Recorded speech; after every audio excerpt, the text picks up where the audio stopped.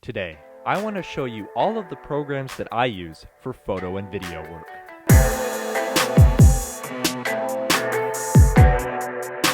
Alright, let's start with the software I'm using to record this right now. I'm sure most of you watching this video have heard of OBS, and as trippy as it might look right now, I need to record my screen, so it's OBS is recording OBS and so on. OBS is the go-to screen recording software. It's free, it's open source, and there's so much you can do with it. It's a very powerful tool, and I really like it. You have all sorts of inputs, easy scene switching, and tons of settings, and with the new studio mode, there's lots more than you can do versus the older versions of this same software. I will mention that right now in macOS Catalina, there is actually multiple bugs with OBS and the operating system, which mean that OBS can't pick up microphone input and can't often display what the webcam is seeing. So to fix that, I tweeted about this a little while ago, you have to run this command in the terminal and launch it from there, and then allow terminal to access all the permissions that OBS has, and then it will work. It's a little jank, but hopefully this will be ironed out in the future. It is open source software, so it gets pretty frequent updates. Alright, let's move on to photos. I don't often do photo editing, mostly for video thumbnails, but it is critical for social media and other platforms like that. So this is what I use for working with a lot of my RAW photos. I have the Canon 80D, the camera, which has the ability to shoot still photography in RAW, as you can see from the .cr2 format. So I use Canon Digital Photo Professional 4. Now this is a free piece of software for Canon users. If you have a Canon camera that shoots RAW, you can enter the serial number and get this software for free. There's all sorts of floating windows for the navigator and histogram.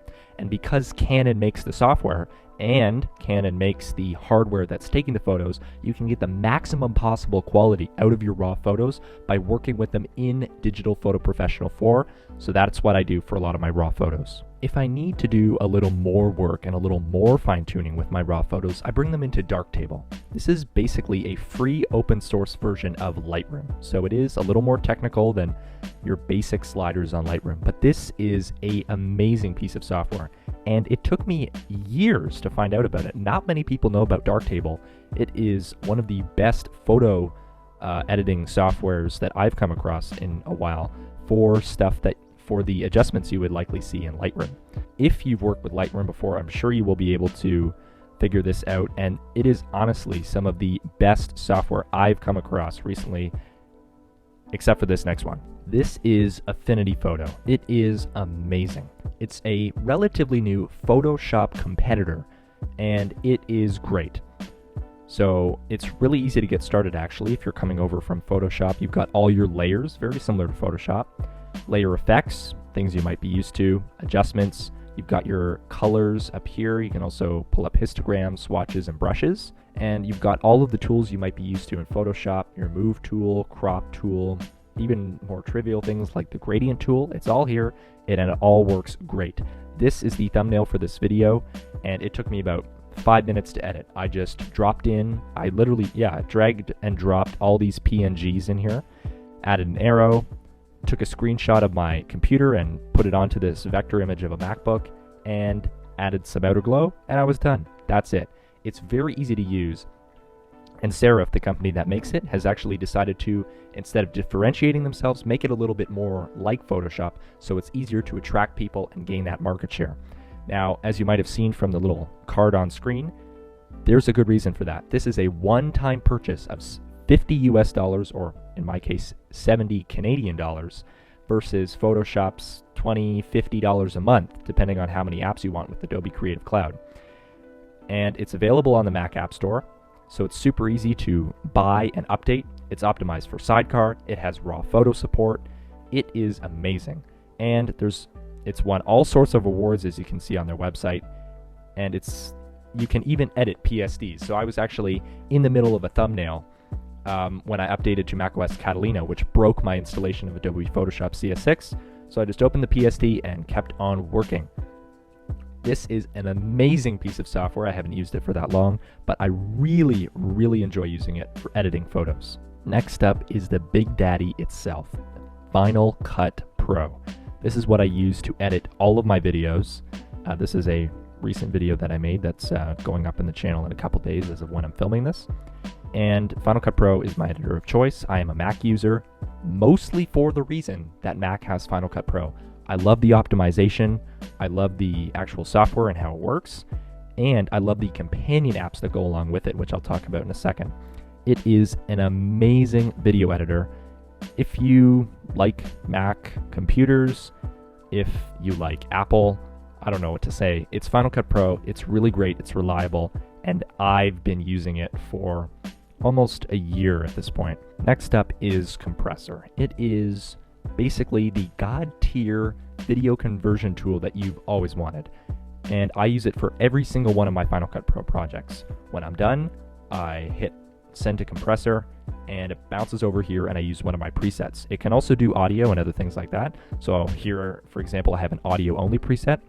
I was planning to include Audacity in this video, but then I realized, you know what? I don't really use it anymore because I do all of my audio editing in Final Cut Pro and just export it through Compressor with this audio only preset. I also have a lossless MP4 preset.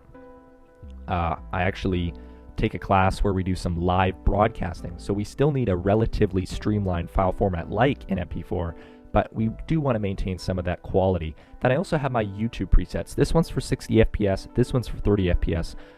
Right now I upload all of my YouTube videos in 30 FPS, so this is the one I use. So basically I'm doing some of the compression before YouTube so I can upload the video way faster and get that done very quickly. And of course, since it's Compressor, since it's made by Apple and works with Final Cut Pro, it's super well optimized for the Mac. Using my lossless preset, I can get exports done in under a few minutes, and it's really great to use. Also, an amazing companion to Final Cut Pro is Apple Motion. It is so clutch. It's basically Apple's version of After Effects, and it's way cheaper at a one-time purchase of $50 versus sometimes $50 a month for After Effects. So this is what I use for all of my video graphics work, and you can actually watch my Why I Use Apple Motion video, which this title is from, as to the 3 main reasons why I use Apple Motion. One of them is price, as I mentioned, and it is great. You've got so much to do here. There's so much you can do with Apple Motion, and honestly, it's still way over my head. So I have not found this to be limiting at all. It works with Final Cut Pro. You can edit default titles in here, which I actually did have to do a couple of times. And when you're working with any titles, you can make them Final Cut Pro templates, so you can change the images and text later so you can reuse the same title. It's so good, and of course, it's well optimized for the Mac, and I just love using it. It's really a great program, and I couldn't recommend it more. Some of you might be thinking, gee, Kyle, where'd you get all that cash for all that Apple software? Well, this is how I managed to save a lot of dollars, okay? This is the Apple Pro Apps Bundle for Education. It is only $200 US. As you saw, Final Cut Pro is $300 on its own. It is such a killer value. So if you are a student, are you a teacher, an administrator, or some sort of support staff at a school or a school board, you might be able to qualify for this and save a lot of money. This is the entire reason I use Motion, because it came with this. All I wanted was Final Cut Pro, but I also got Logic Pro, Mainstage, Compressor, and Motion, which allows me to do so much more with the amount of money I spent. All right, that's it. That is all I got. That is all of the software that I use for YouTube and other outside projects. If you want to check out, maybe buy some of the software I mentioned, I will link all of it down below in the description. I definitely recommend all of it. I've been using this suite of apps for a while now, and I really do like the results that are produced. Anyway, thanks for watching this video. Be sure to subscribe to this channel for more tech videos like this, and you can also follow me on Twitter at KyleGNew.